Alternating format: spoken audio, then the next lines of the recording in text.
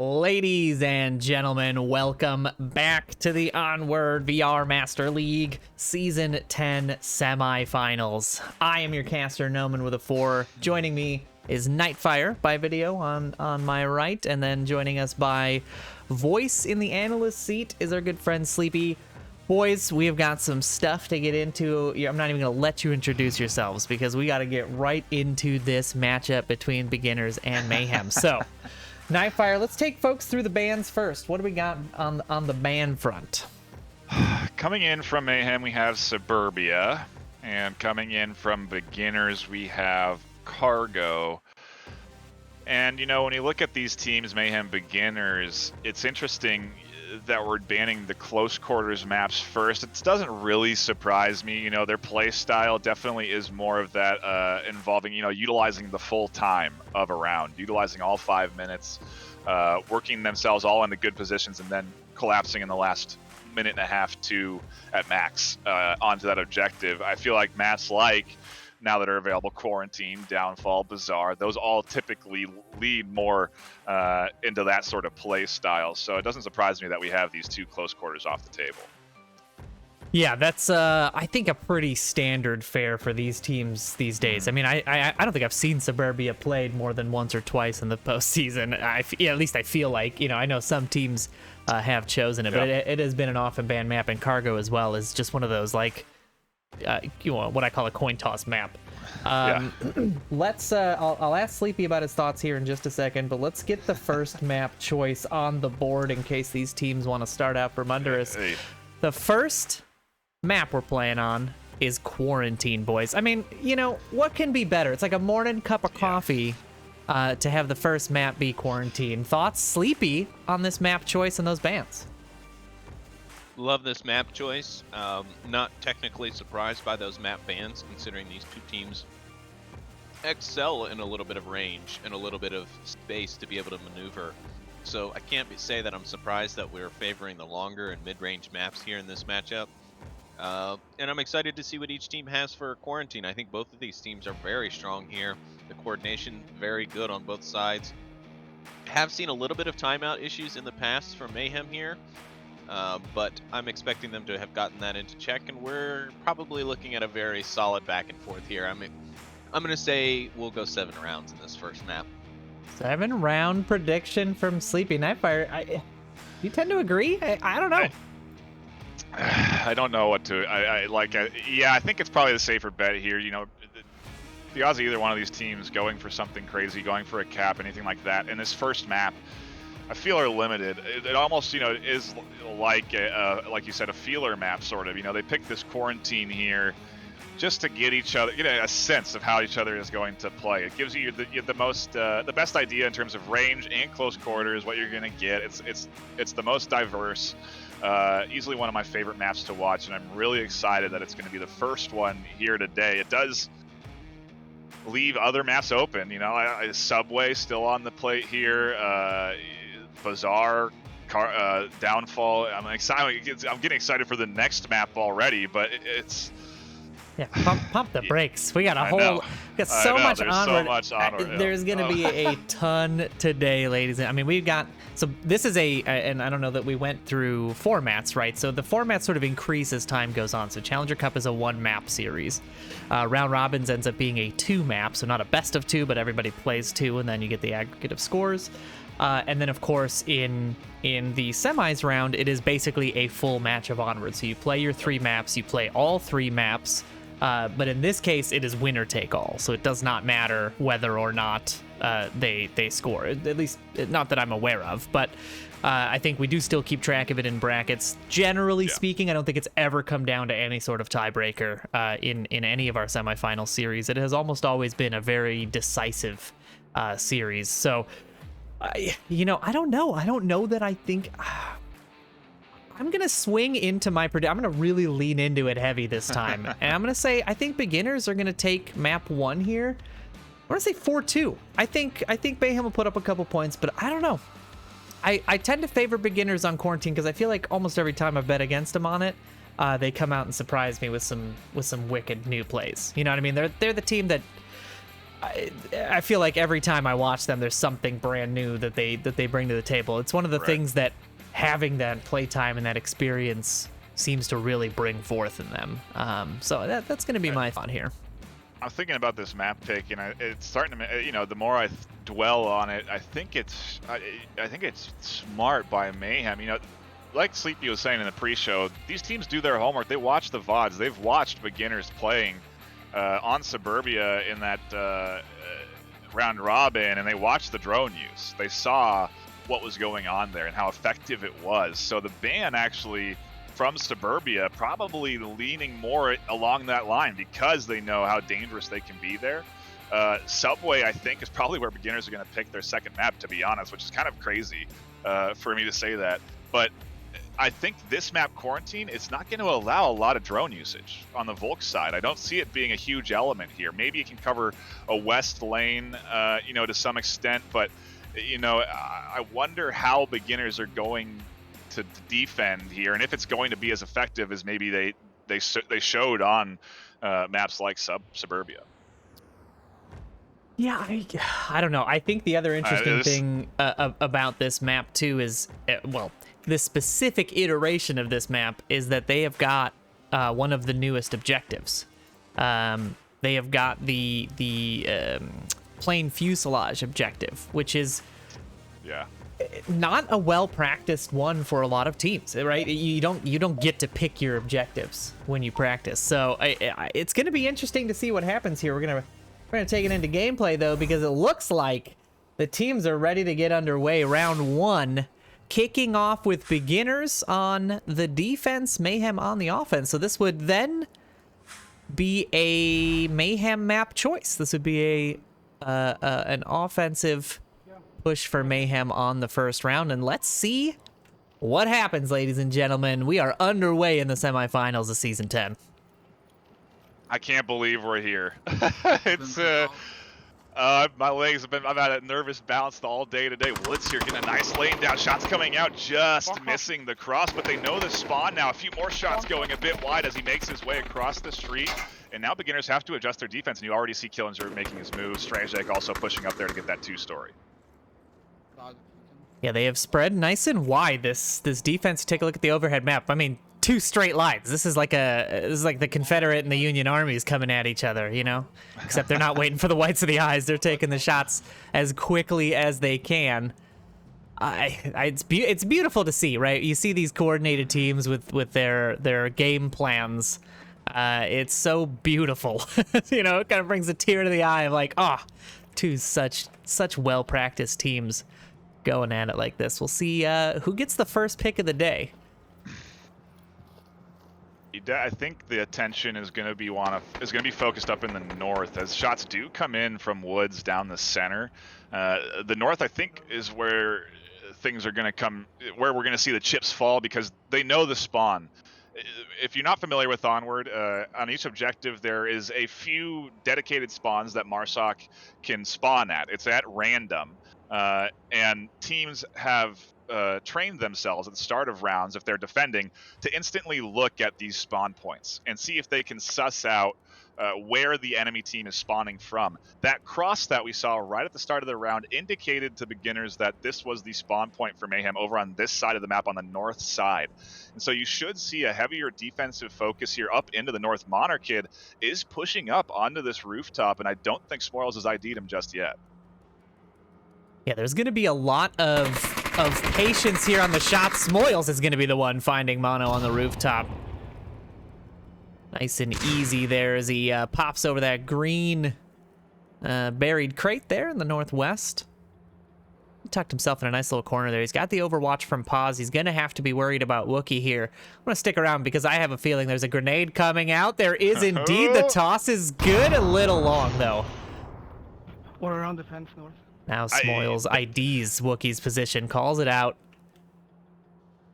That was a missed nade, but I mean, the props to that toss. This is all physical action. This is Wookie using his hands, his arms. He's throwing that. He's got the finesse of the nade, and he almost places it perfectly onto Smoils. Strajek finds one over here in the south. He might be in trouble, or at least be facing off against Potato Bot, who's also taking up a spot close to him.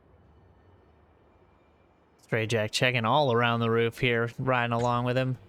Opting to hop off, feeling like he's in danger. He does hear the other member of the offense there, Potato Bot, on the backside. Now he's tucked himself in and under. This is going to be a challenging thing for Potato Bot to know. Yeah, he doesn't, in fact, ID it, but the shots from Stray Jack do not land.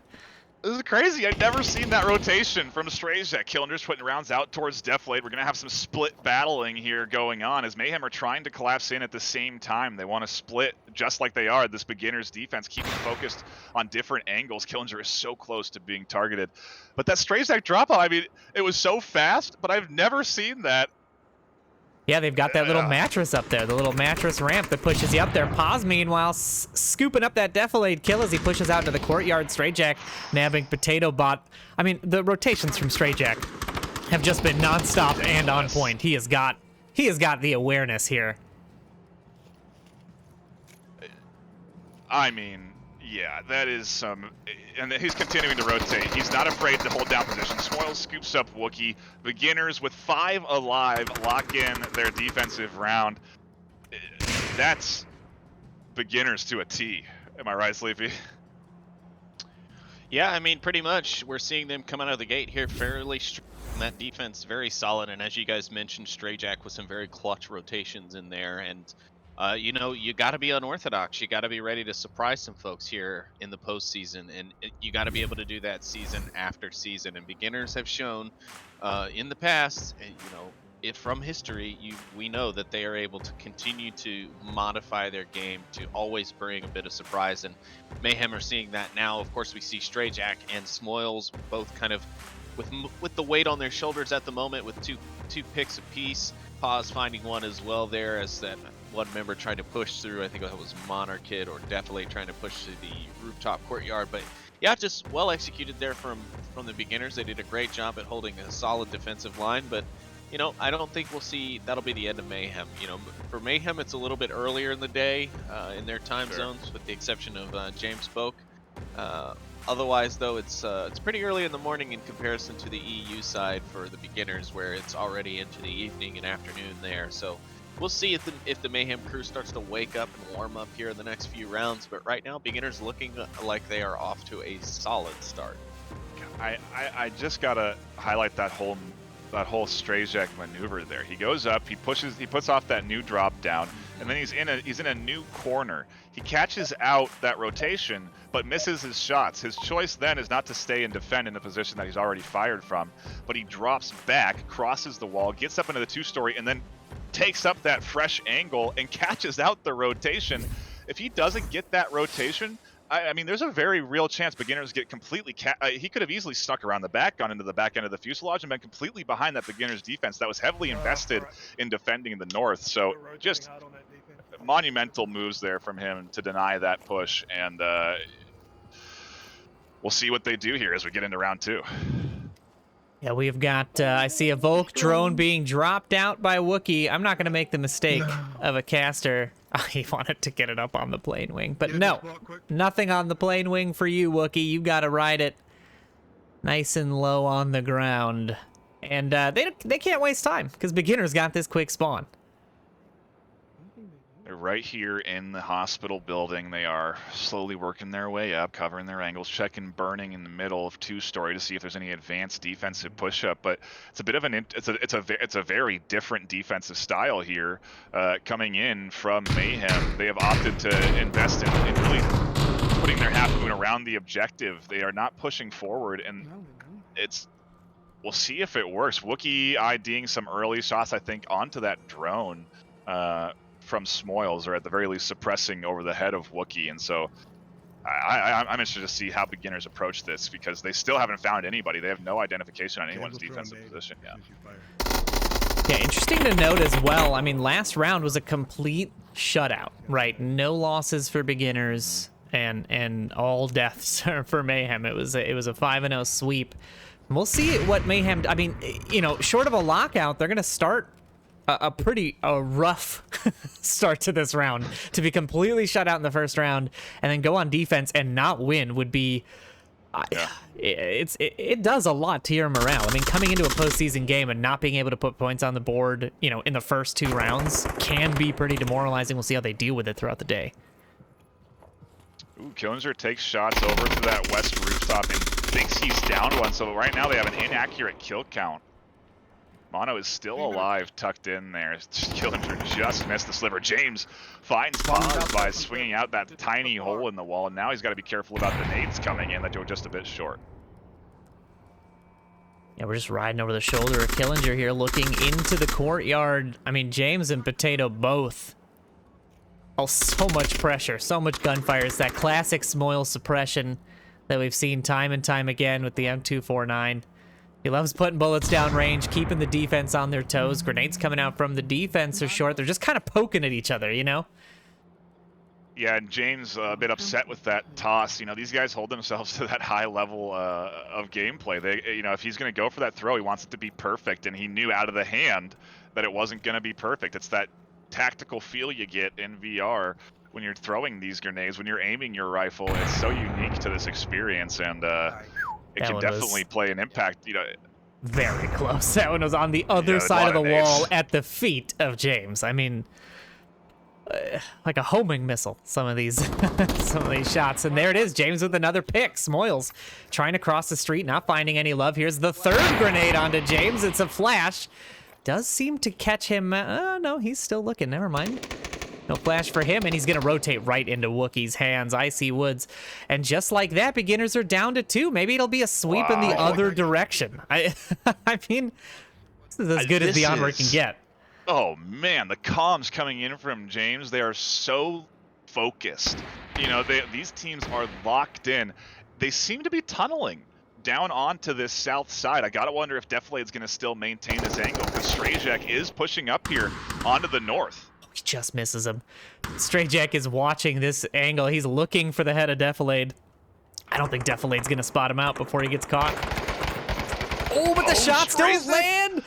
No, that's not what you want to see. This is not the situation you want to be in if you're Strayjack. You wanted to land those shots. You wanted to get in early. He's going to try to go for the flash. It's probably a little too short. Killinger, meanwhile, on a tear at the objective. James Boak shutting it down, now a 3v1. There it is. Mono rushes the hill, surprising everybody, including the casters, and finding that pick to end the series. But holy cow, I can't believe we missed what Killinger, at least I missed what Killinger did. Yeah, I did too. Down there by the objective. I saw that kill feed light up.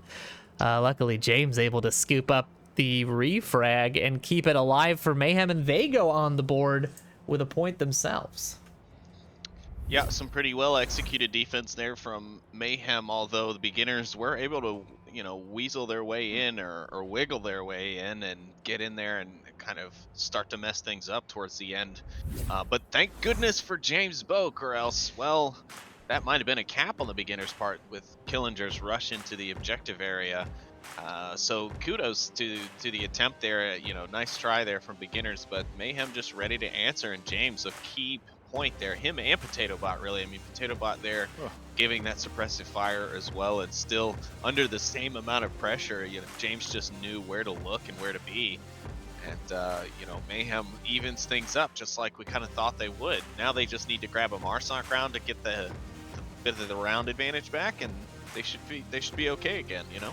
Yeah, I want to call out just a one or two things I noticed there. You know, Defilade tucks in, Strayjack misses the shots, and you saw Mono rotate like immediately. I mean, he turned around from his watching of that South Street, the center area, and immediately went to assist his teammate and found that final pick. And that level of you know, teamwork, that level of understanding of the play, understanding of the positioning of your teammates and where the enemies would be, it's why they're here. It's why they're in the semis. And it's so interesting. Like, keep your eye out for things like that, where people will give up on their angles. They'll give up on positions that they were watching to go help their teammate, you know, try to seal the deal. It's beautiful on both sides of this field right now. This, yeah, I mean, here comes the drone. So it is being deployed by beginners. We called it out as something they utilized well in Suburbia. And I got the eyes on it. I'll track it all the way until where it eventually sets itself up. It seems like he's heading it over to that west side, though. He wants coverage on that west, and it's going to be a smart choice because they got 3 rotating over there already. Yeah, Potato, Wookie, and Mono all over that northwestern side. Oh, he's got it underneath the car. Yeah, wow. We've got. I mean, this is what I'm talking about. Yeah, meta is shifting, ladies and gentlemen, for the defense in season 11. No doubt about it. The west push slowly coming together. James taking point up on the rooftop. I got 1 rotating over there on that far east side. Definitely danger close to the likes of Icy Woods, who's just completely exposed right now to him if Definitely decides to peek this 2-story. Yeah, what a weird spot. I don't think I've ever seen a beginner just out in the open like that. He had to have missed the rotation. He's not expecting it. If he drops down in time, he could avoid Defilade's sight, and he's down. He does just in time. I mean, that is huge. To duck right under him. Is Defilade going to be ready for this? The angle is still technically there if he's cautious enough, but the second a call out comes in, or one of these guys makes a sound. Wookie's about to go for an M203 into the doorway on the 2nd story. Never mind, I think it's actually too far away. He called it out, but he's actually backing out on that decision. He thinks it might be too far. Interesting bit of comms there, though. We are going to see an M203 launch at some point in this round. Keep your eye on that. I've got my eyes on Icy Woods and Defilade. It looks like Icy Woods is just scanning. I don't think he knows Defilade's upstairs here. I think he's just trying to keep that south cross from happening. May have heard something now. He's kind of looking towards... Yeah, he's hearing Defilade's comms. It's definitely going to be Defilade going down if he's not ready. Here comes a rotation. He's on the downstairs part. Icy Woods looking for him. Takes the shots underneath. They do not land. I mean, we're seeing so many missed shots by beginners. It's got to be shaky hands, right? It's got to be nerves. No other explanation about it. And he's gone. Comes out from Wookie. That doesn't catch anyone. Yeah, Woods drops off that angle. Doesn't want any more of that. Defilade's still wondering what's going on. He's being held up nicely by Woods, and it's really allowing beginners to focus all their attention over on this west side. See, Woods manages to find James in the center, right in the rooftop courtyard. There's a key piece of this offense that is down. Pause. Shutting down that Monarchid cross, and now Wookie left all alone here in the west. Whoa. They've got the team isolated on both sides, and that is not what you want to see with 2 minutes left. It's me west now. New things continue to come through here today. This angle from Paz I've never seen, looking at the stairs opposite side here. So they thought they were safe because he wasn't peeking doorway, but still holding this angle. Woods scoops up Defilade, finally finding that kill. And beginners with 5 left alive are shutting down the Mayhem offense. Yeah, and this is what we've seen so far from them on Volk. They have been absolutely unstoppable. The rotations have been perfect. You know, nothing short of perfect in most cases. You almost wish that they would hit their shots the first time in a few cases. Right. We've seen them miss several opening shots, but it's not, you know, it doesn't matter. At the end of the day, they got the kill. And they're going to get the round unless Wookie pulls out pretty much one of the greatest miracles of all time here in the last 60 seconds against this 5-man defense. We're going to ride along in first-person view with Wookie so you can feel all the tension and panic that he feels on this final push. First up is going to be, well, a couple of first ups. Paz, Killinger, and Woods all holding angles that can catch out Wookie rotating in from the center. Woods' position, we did see in the last weekend. So, you know, if Wookie's done his research, he should be aware this is a potential spot, but he's running out of time. 20 seconds left now. We've seen this be an issue for Mayhem. They've had that clock affect their play style, and there Wookie forcing himself to cross that street into 4 beginners, excuse me, and down he goes, another round to them. Yeah, I mean, beginner's defense just looking stronger and stronger with each round. And, you know, let's just talk about how the MVP of that round was really the defensive drone. because the intel that it was able to provide where Smoils had it, I mean, you could see from the lasers and the spectator view training to those spots, like the whole team just ready and waiting for someone to break those corners from those buildings. And, you know, Mayhem just had no idea, basically. They were just being watched, you know. Smoils just calling out literally everything they're doing. Now, I will say that Wookiee did a great job of maybe not knowing, but rotating out and away from that drone, because you could see the defense the whole time still trained on that building corner, expecting him to push out from that direction somewhere in the west. So he had a good chance to get a little bit of a drop. You know, had he been able to pick off Icy Woods, he might have been in a better position to make that push across the street and maybe trade out or grab Killinger in a miracle shot. However, he was up against it there. The beginners did a great job of setting up a defense, and that drone information is just so crucial, and figuring out how to deal with that next season is going to be on every team's mind, I have a feeling. And I mean, if you're beginners, you've been playing really good in your rounds. You know, it seems to be that the defensive rounds are going to continue to be traded. Why not just try and go for a cap here? You know, try and get something out. Try and maybe lock in this map 1 in a very commanding fashion. It sets you up perfectly for the rest of the series. Your momentum is unrivaled. You know, this objective certainly capable if you can get the right advancement, and they have that quick west spawn, so we'll see if they find any sort of early picks. The Mayhem defense is hardly focused on that side of the map.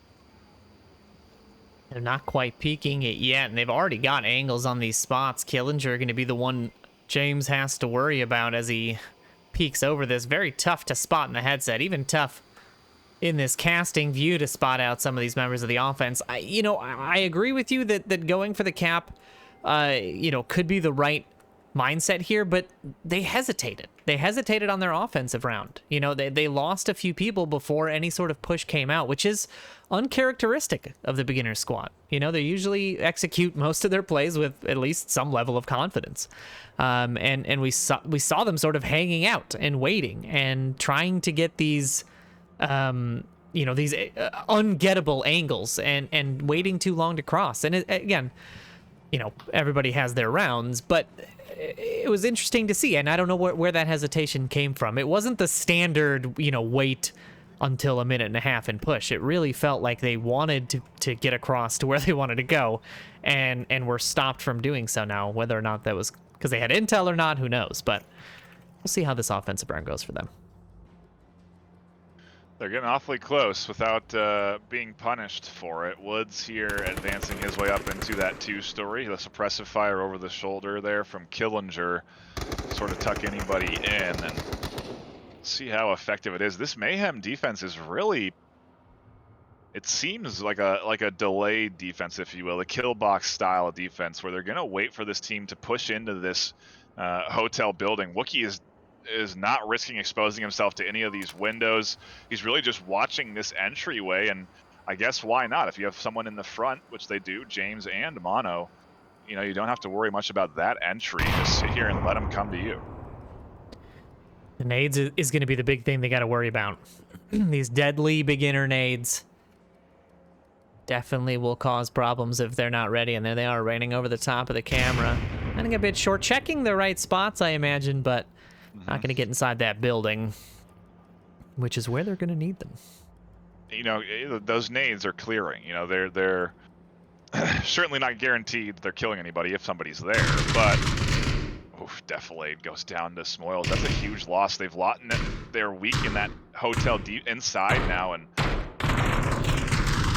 Pause slowly working his way up. Welcome about the cross, getting shut down by Mono. Strazik trying to work his way around the east. The same spot that Woods likes to take is being picked up by Mono. And like I said, this team's done their homework. Yeah, we're going to see that utilization of each other's positions quite a bit, I have a feeling. Callouts coming in from Woods there about James's position. Pause taking shots out towards Wookiee's location. Is going to apply the pressure, but James with the quick response there.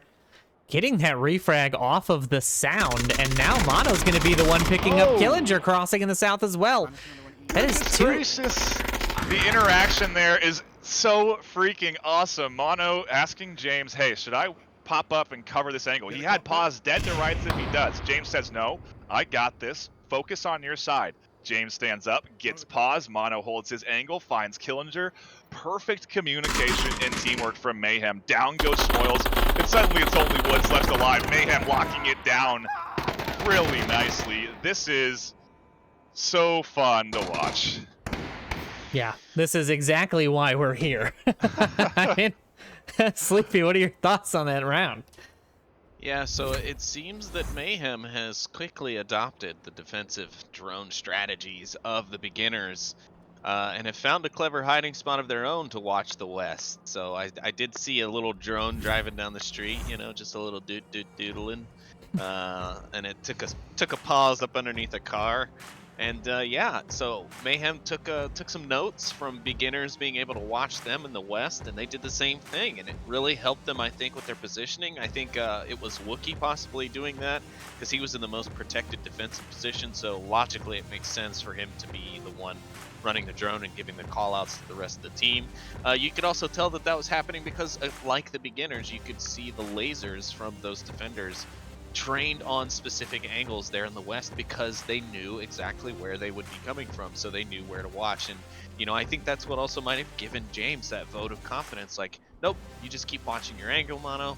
I'll handle this, you know, we got this together, just, you know, stick to the plan, basically. And it's showing. I mean, James with 5 on the map, Mono with 3, Wookie and Potato both with 1. Deflade, you have to pick one up, but you know, it's not all about kills in Onward. It's about how you mesh with the rest of your team. And if we look over on the beginner side, we're seeing a lot of meshing going on there. I mean, 2 kills apiece for both Killinger and Stray Jack.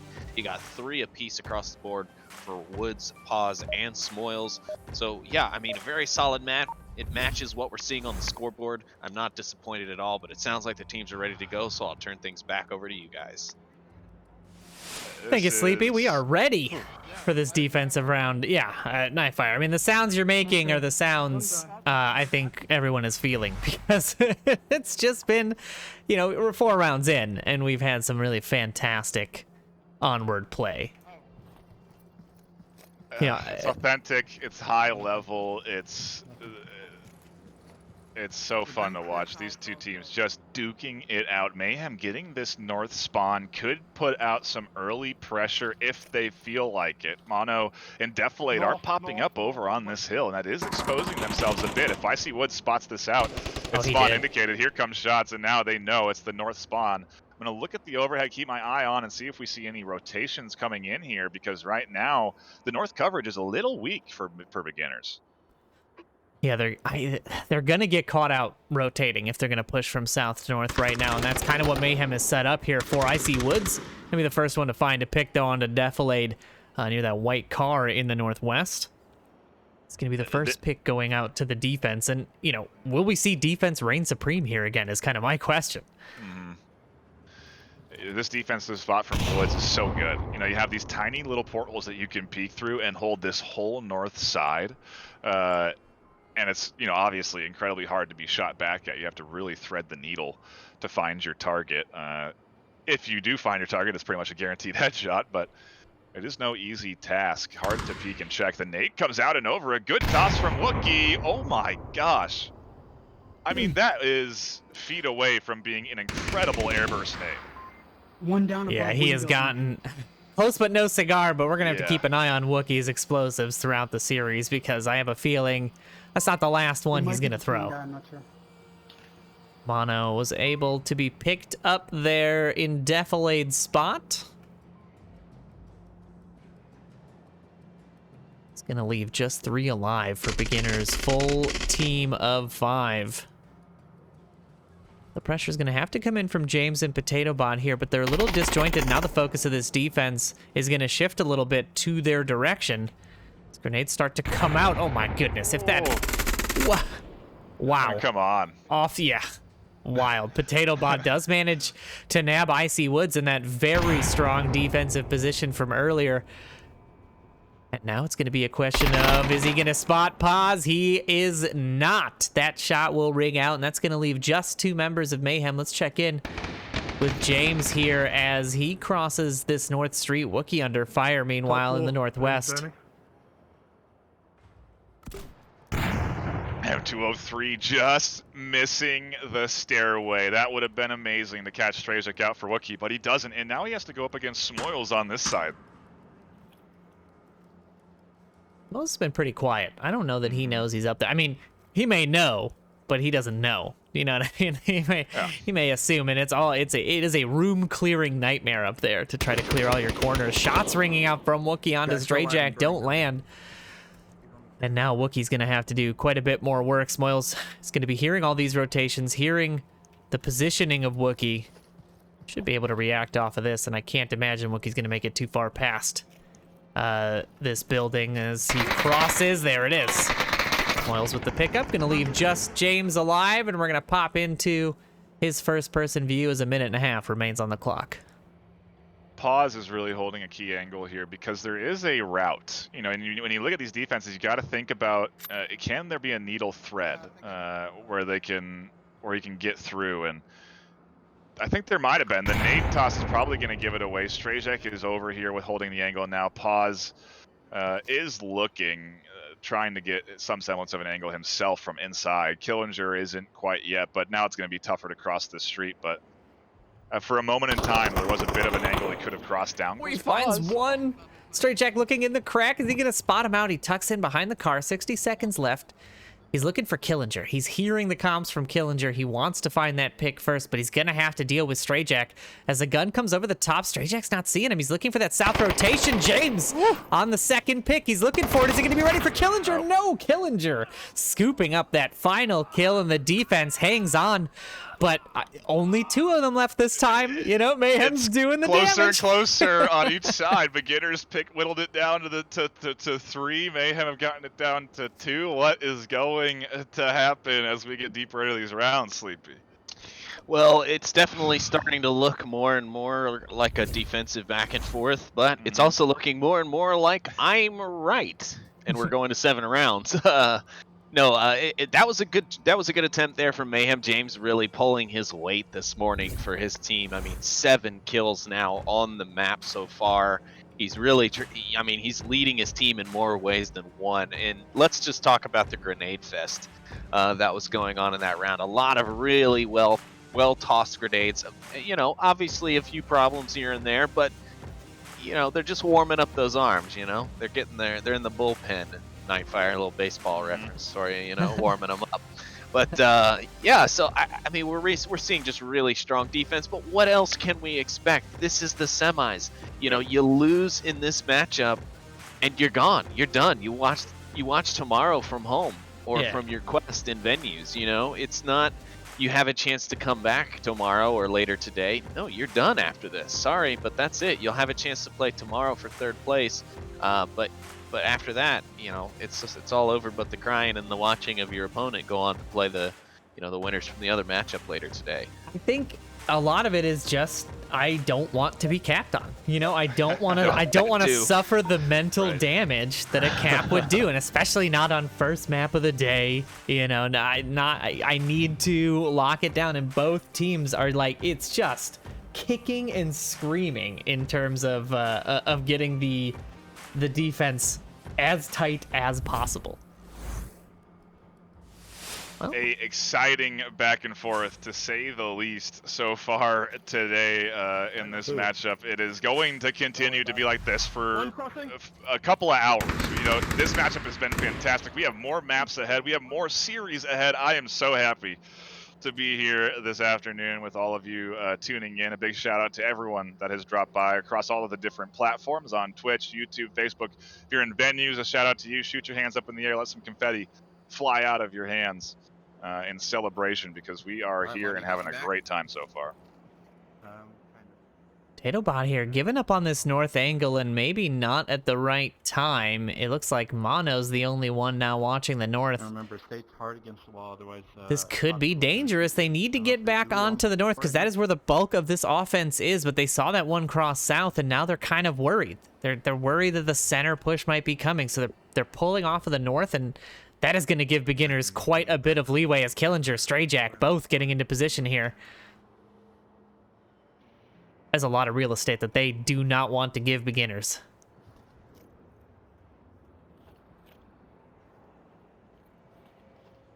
Potatobot looking for... Is he going to spot? No, he doesn't look over as Woods crosses. Stray Jack's on the north wall. I mean, this is going to be a refrag fest if I've ever heard of one. This is going to be it.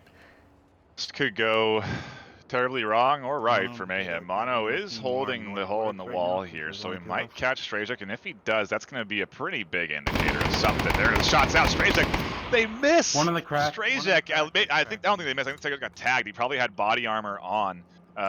Something we haven't really talked about is the kit, but with the action so close to unfolding here, I don't know if we'll have time to really dive in. Mono is going to drop back, so maybe we will.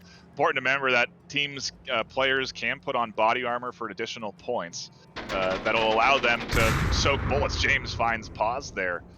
That's a good start off for the Mayhem defense, but it allows them to soak bullets that aren't armor penetrating. Now, if you're taking armor pen, you have less rounds available to you to shoot, less mags, but you can penetrate through body armor. It's a game of rock, paper, scissors in terms of who is using what. And I think it's probably safe to assume Mono is not using AP rounds there to penetrate that body armor onto Strajek. Oh, this timing issue with Potatobot is absolutely, it's killing them right now. He has missed 3 or 4, it's going to be 5 now with Killinger rotating to the white truck. I mean, he is looking at just the wrong time every time. Watching this back is going to be so painful. And there it is. That's how it ends. Killinger with the headshot, knocking Potatobot out. Now it's going to be all up to Mono to try to deal with these 3 members of the beginner's offense in the north. Mono did give out some good calls there. There's 2, possibly 3, so he has a pretty good idea of what he's going up against. A good nade comes in from both ends. One pretty close to Killinger, just goes wide. Strajek is coming in over the shoulder fire of Woods, and Mono's trying to do a little bit of a rotation here. Killinger, danger close. Mono's rotated around the white car, gets the trade. I mean, I guess best case? Yeah. I guess that was best case for Mono? Really? Yeah. It's... God, oh man, I feel for Potatobot on the watch through later, because he is just going to be kicking himself for, literally on the offbeat is when he was peaking those angles. And sorry, Potato, for ragging on you there, but it's one of those things we don't talk about either is timing. A lot of this stuff just comes down to, did you look at the right time? And if you didn't look at the right time, well, tough nuts. There's not a whole lot we can do to control when you spot things out. And that timing alone has given beginners this ability to wrap around the objective on 2 sides. I mean, they've only got 3 left. They've only got 3 defenders to deal with.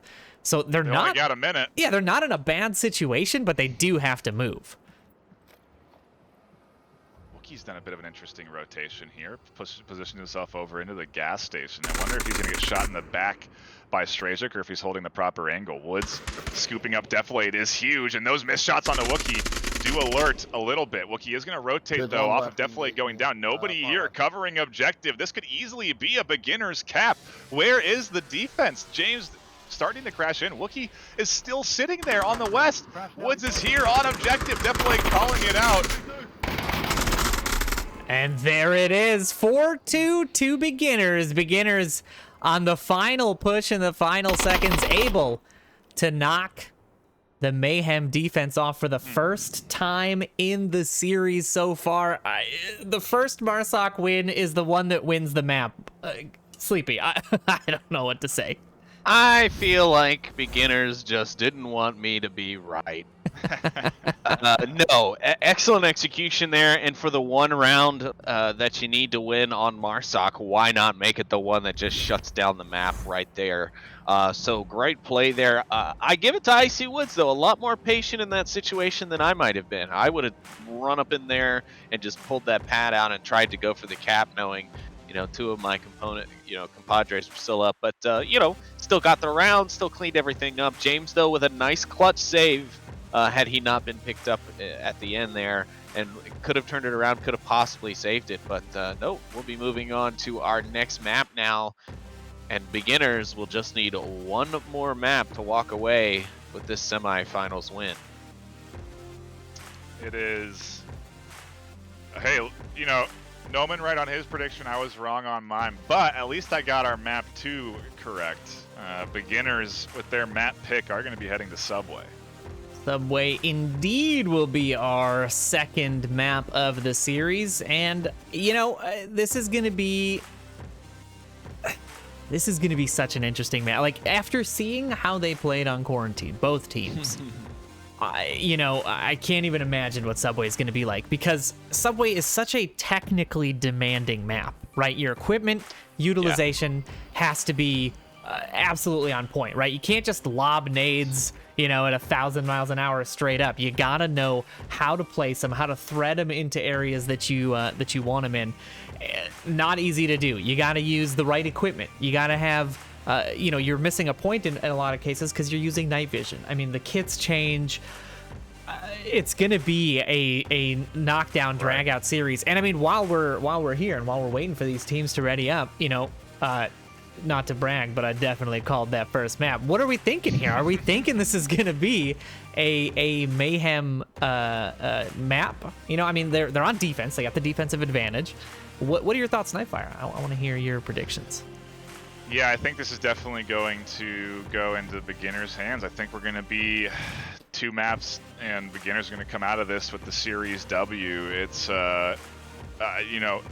this is going to be the drone amplified, right? I mean, we saw it effective for beginners on Quarantine because there's some unique spots. I mean, you want to talk about unique spots here? There's thousands. There's so many dark corners that you could slide a drone into that would cover a wide range of angles. It's definitely going to be an element that beginners utilize on defense. I suspect Mayhem will be bringing it out here as well, though, so maybe they can catch beginners off guard with some of their own defensive tactics. And at this point, all they need to do is trade defensive rounds, right? Stop any Marsoc win from happening. You can lose all the Marsoc rounds you want. You can bring it down to the 3-3 and potentially take a second map. Sleepy, are you sticking with that Mayhem prediction from earlier on? You think they're gonna sweep the next two rounds here? You think Subway's? I mean, I'm just curious. What are your thoughts? I think they definitely have it in them. There's no doubt in my mind that they can do what needs to be done to take the series and come out on top here. However, I can't say with confidence that that's what's going to happen. I'll be, come back to me in a few rounds once we see how they're performing here in Subway a bit, and maybe I can give you a better answer. But right now it looks like they are here to play, but maybe they still need a little bit more time in the oven to get really warmed up. So hopefully this first round being on defense for them will help them get acclimated, get comfortable, and set a good pacing, because beginners are going to try as hard as they can to really rip this series out right here, right now. Oh, geez, that was a really good kickoff, though, to this series. I mean, couldn't have asked for a better back and forth, and I mean, what it came down to there is just textbook beginners, and I think that's what it's gonna come down to here. I mean, gosh, are they gonna, how are they gonna get a Marsoc round here? It's gonna be so hard for either team to get a Marsoc round on this map. Couple of things to note. Number one, they're doing the Chinatown objective first, so upstairs, one of the more challenging to get an offensive win on. And number two, there's been a sub on the Mayhem side. They have swapped out Defilade for Theta here, the long-range threat for the short-range threat.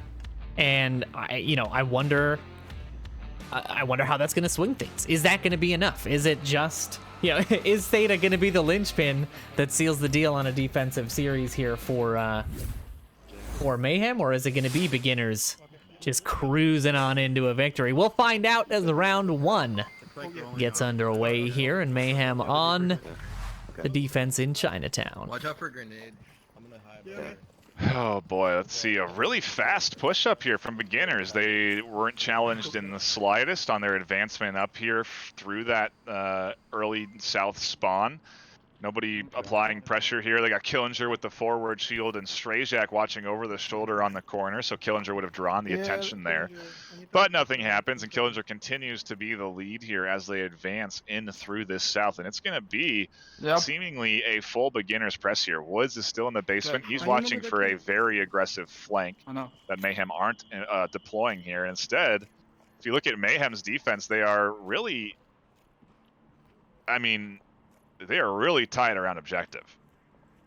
Yeah, and we've seen that pretty commonly in the postseason so far. I mean, I have not seen a roaming, maybe one flanker roaming on the defense, but the rest have all been tucked into this courtyard, which, you know, I don't know. It's not necessarily a bad call. It's just a... I'm hearing the fake death sounds there from Potato Bot. Sorry. I had to laugh at those. But, you know, you kind of worry about the stacking, right? You worry about the grenade, the one grenade that takes out 3 of your defenders. In an area that small, it's got to be something you're thinking about as a defender. I mean, it is so stacked in here. There's just, you know, good luck. It's all going to be grenades. We're going to see a grenade-full series. Is that a word? I just made a word. Grenade-full. They're going to... They hear the comms from Smoils, but this has been a common distraction tactic that we've heard before. A nade comes up and over. Yeah, the first one was literally on top of James, right on top of the awning above him. Wow. I mean, just so close. I almost didn't get there. Well, I didn't get there in time, but we did see the path for it, and yeah, they're the call out for Mayhem there. Hey, they're doing the thing the boss fight was doing, and chucking them up and over. Yeah, just picking the man out of the corner. I mean, think about the arm you need to have to chuck a frag grenade over an entire building. Yeah. I'm talking about real life. Of course, in VR, it's just a flick of the wrist, just a flick of the wrist.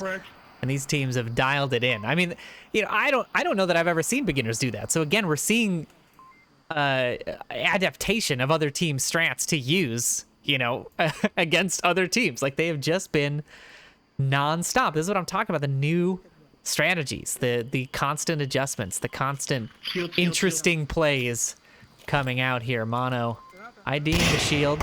Flash coming out. He's in Bit of a dud. Entrance, the shield, and their Killingers over here too. Gets the information there. Tries to throw the nade. Here comes another toss from James.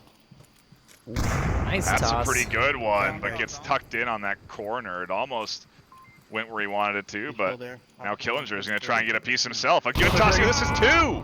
That's a 2-piece right there for Killinger, and that's what he was waiting for. He was waiting for that stack.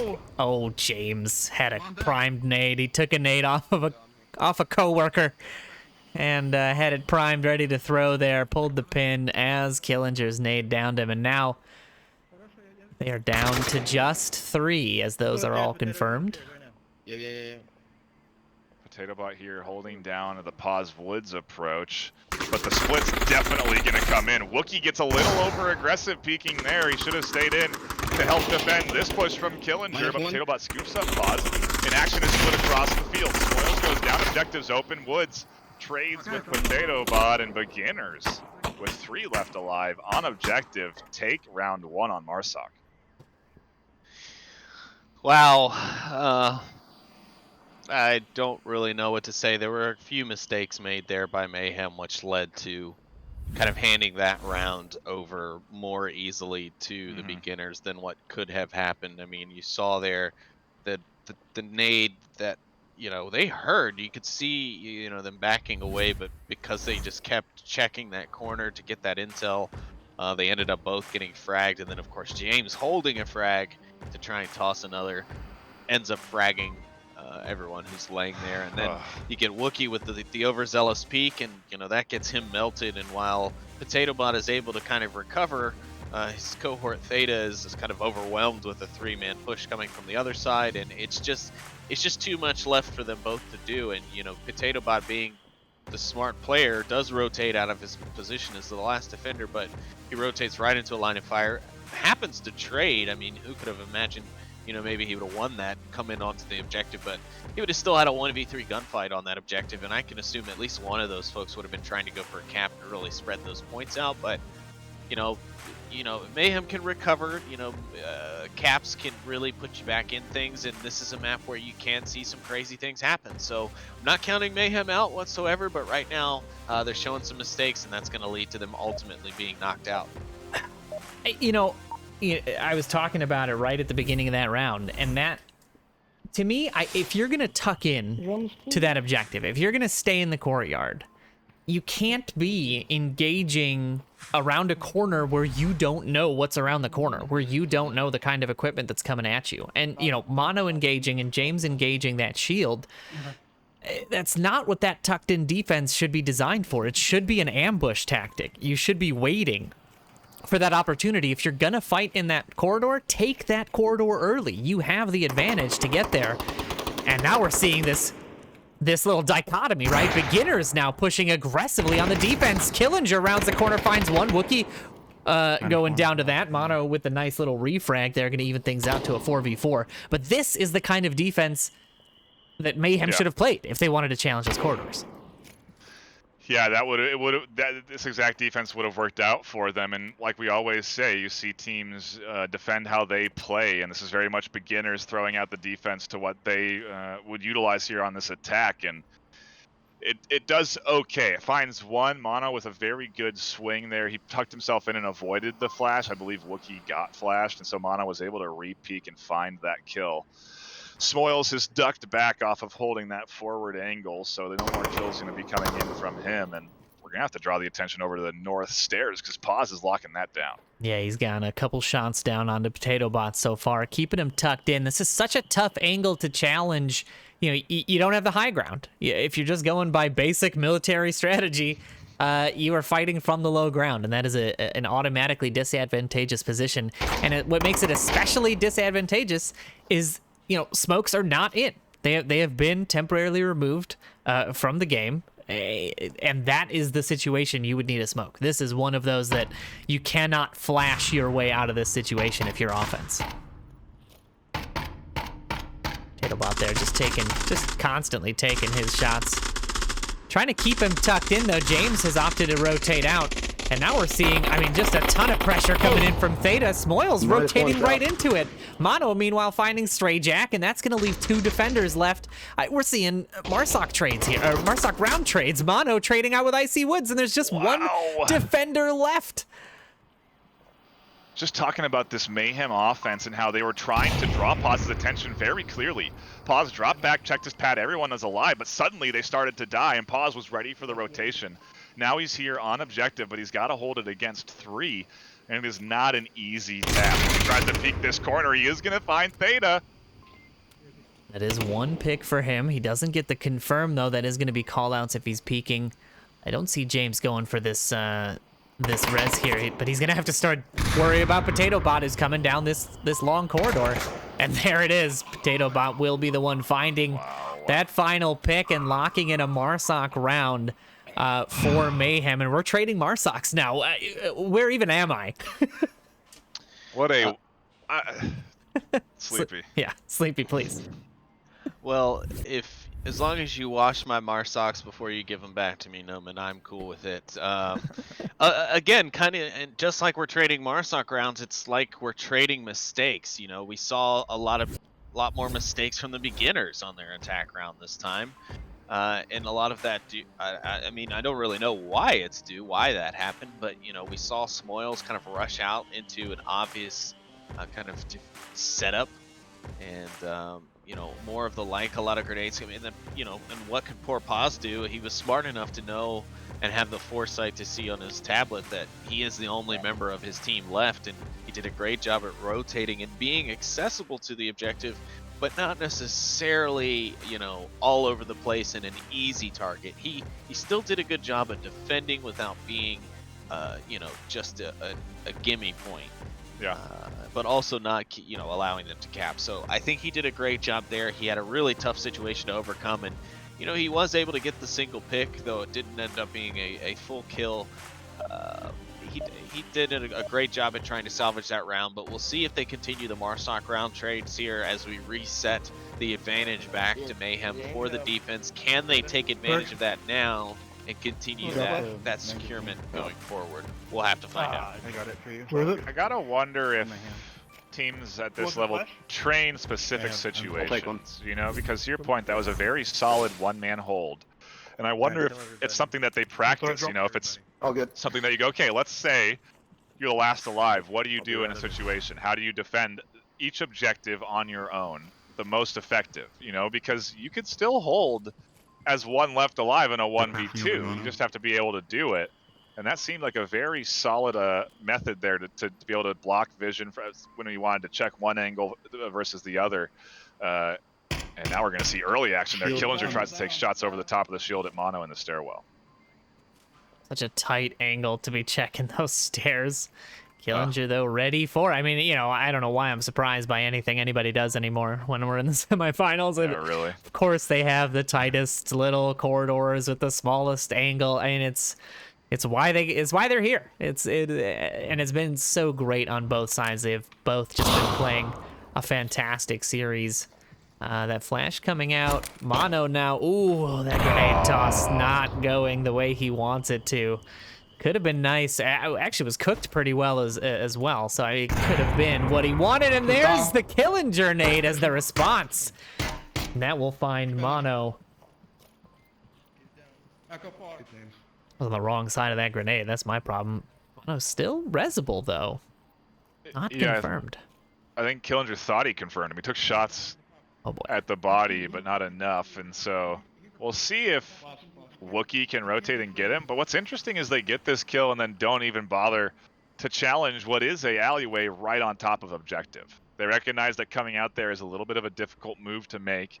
And instead, they seem to be working themselves into the underground to eventually pop up from the 2 stairs out of that basement location. Yeah, it is a more controlled approach there, right? Because you're not coming out into a sort of 180-degree pan of defenders. You really have a small corridor to fight, and then you come up the stairs, and you can sort of clear half and half. With two guys on the stairs. I'm sorry, one on each set of stairs, and then you can clear this upstairs a lot easier when you do that. But Potato Bot is going to be able to get this res out. Mono now back up. Oh, Potato there. I'm sure telling James that he is not trying to get that res. I can almost hear James's voice coming over the comms. Hey, Noman, can you try and res Mono there? I think Smoils heard that underneath him too, so it might have been information he relayed to the team that there's someone over in that spot now. But this is still the full press coming in. Drone actually ID'd by beginners there. They spot it out and kill it. We heard the death sounds. No, he didn't. No, he didn't. So there's still a ton of communication going on but I mean, just on both sides. It is just chatter. I'm here everywhere I'm going. There's some kind of chatter about positioning, and they're hearing each other pretty clearly from the top and bottom. The subway does have that feature where you can pretty audibly hear anybody below or above you if they're being loud enough. So not a lot of surprise here for the Mayhem guys. It's all going to come down to how beginners decide to do this final minute-and-a-half push, and the push has to come now.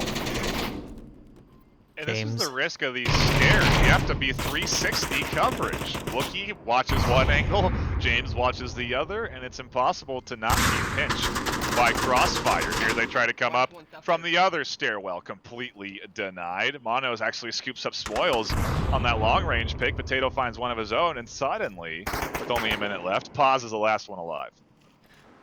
Yeah, we're gonna ride along and take a quick look at that replay. I mean, this is why these last-minute pushes can bite you in the butt if you're not prepared for it. James there in the right spot, looking for it. I see Woods trying to get the refrag. Wookiee cleaning that up, and as I say that, the round ends with a mono pick, and all of the Mayhem defenders still up, might I add. Yeah, so if I would have actually come out of that middle tunnel rather than go down and come out of those 2 stairwells. While you do have 2 exits to come up, instead of having like a half and half or a 180-degree field of a cone to kind of analyze and clear, you have a 360-degree field that has to be cleared as you come up those stairs, and you're only protected, but only so far. You can only get so much visual acuity once you're about 3/4 of the way up the stairs, so you are exposed. And we saw that really quickly as Killinger was taken down, as was his backup by James Boak and Wookiee. And then, you know, the Potato Bot and Theta were able to do the same thing with the other members as they broke up from their position. I mean, Mayhem did a great job at not being directly on top of all of these exit and entrance points to the objective level, but being able to watch and shoot at them and clear them once they were pushing them in. So once beginners started to come up from the bottom like a clogged drain of water, you know, Mayhem was there to just pour in the Drano, clear the drain, and flush beginners out there. So I think great had job they there by Mayhem. had they taken a member or two and committed it to that catwalk entrance where James was sitting, had they cleared that top stairwell, I think then I can get behind a basement stair push. I mean, it is a little bit easier than track 2. I firmly stand by that statement, but you cannot have James where James was, because that is the linchpin in that defense, is that sort of pinch between the East and the West. It's so weird to see them get that early kill advantage and then just not use it at all. You know, they got that nade and then just didn't do anything with it. Yeah, they allowed the res to come out. It went back to a 5v5.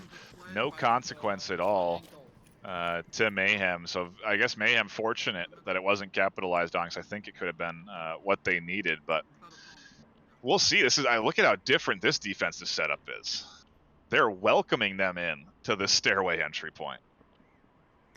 Yeah, they're giving them as much space as they need on that west side, but anybody coming up the stairwells is going to be greeted with at least 2 guns. This is what it looks like. They've got a lot of coverage. The only one getting a single gun coverage is Icy Woods here, and he is looking just waiting, just primed and ready for Wookie's little crawl peek here. And Wookie's looking for this little what are they called? Soda machines. He's looking for the soda machine peek right here. But if you remember from last week's round robins, that was a Wookiee spot where he was able to find quite a bit of success, and now beginners not opting to sit in that back corner. They know he's going to be looking for it by crawling down those stairs, and I see Woods opting for sitting in this little turnstile instead. You know, again, these little adaptations, these little things you sort of notice the teams adjusting to is so great to see. It's that high level onward. You know, it's the stuff you have to do if you want to win. You know, you got to put the extra attention to detail in if you want to get W's against players like this. Very clearly, both teams putting in work here. We'll see if Wookie's going to be ready for the turnstile, right? Because he's checking his angle. Woods not holding that. The next up, you know, you have to sort of clear this out. I wonder if maybe a nade even is going to come out here. Yeah, I think Icy Woods would be likely to do it if he hears comms. Right now, he's just checking to see who's alive and who's dead. Wookie round in the corner. Icy Woods, though, ready on the peak, and Theta on the refrag still gets himself downed, but that is, again, I've said it before, best case scenario. To not lose, a 2-in-1, have a res available. Mayhem's going to have to commit 1 to rotate. This is going to slow up the rest of their push, though. They're going to be left with, 2 minutes, a minute and change for their push if they opt to rotate to get that res out.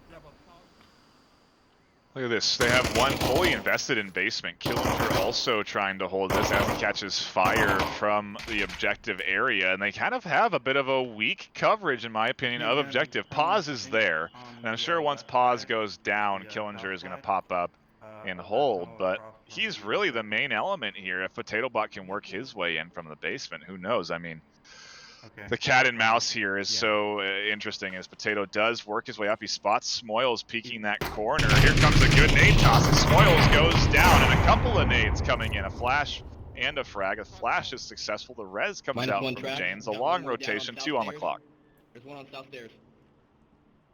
That pick from Potato Bot is huge. It is splitting Killinger's attention, right? He was pretty committed to just watching upstairs, and now that he's missing Smoils down low, he's got to be moving on the stairs, and this is going to give Mono and James an opening at some point. If Mono can deal with Pause, the objective is going to be, pretty close to open. They still got Stray Jack on the stairs looking long, but he's got a lot of obstacles between him and the objective. He won't be able to stop a cap at that distance. Killinger tries to swing out there from the stairs. Shots just missing from Potato Bot. Strayjack also did a little peek of his own on the north stairwell. Took some shots down into the basement. There it is, Mono with pause. Let's see how the rotation Huge. comes out. Killinger now looking for it. Does get the refrag. James finds Strayjack coming down off of that that catwalk stairwell, and now we're in a 3v1. Killinger, the last one, gonna have to try to stop the cap. Theta definitely saw him rotate into this train here. He's looking for him to pop back out. He does spot him out, and Mayhem will go up 3-1 on that fantastic offensive push. Wow. Wow is the only word I can think of. What a great play. Sure was. Great play all around. Mayhem really coming back strong and showing beginners they are not ready to go to third place tomorrow. They are ready to go to the finals tomorrow against the winner of our next series here today. And boy, oh boy, are they fighting hard to do it. They've got a nice 2-point lead here now, and they go to defense. This is the lifeline round for the beginners for this series decider. Will this be over for the beginners, or I should say for Mayhem? Will this be the pivotal round where the beginners grab themselves by the bootstraps, turn it around, and seal the series at 2 maps? Or is this a round where Mayhem grabs themselves their map, and we go to the third map to see who the ultimate of these two titans of this game truly are? Okay, let's break it down here. We've got just a few moments before the teams kick it off. We've got a 3-1 situation. We've got Mayhem on defense. You've got the North Stairs objective. If you're an Onward player, volatile. you know what the North Stairs objective means, both for defense and for offense. Depending on the teams you're playing against, you will have a wildly different outcome. Knowing what we know as casters and as players, who's going to win here? Is it going to be I don't think it's going to be a defensive win. I think beginners are looking for cap. I think they're thinking cap, and I think they're going to get a cap. You've got your thinking cap on, I see. The puns are so funny, Sleepy. We'll see who's laughing when it's an even score here on this. Honestly, the adrenaline for me is gone. I'm not even playing because this objective is, yeah, as NightFiree said, volatile.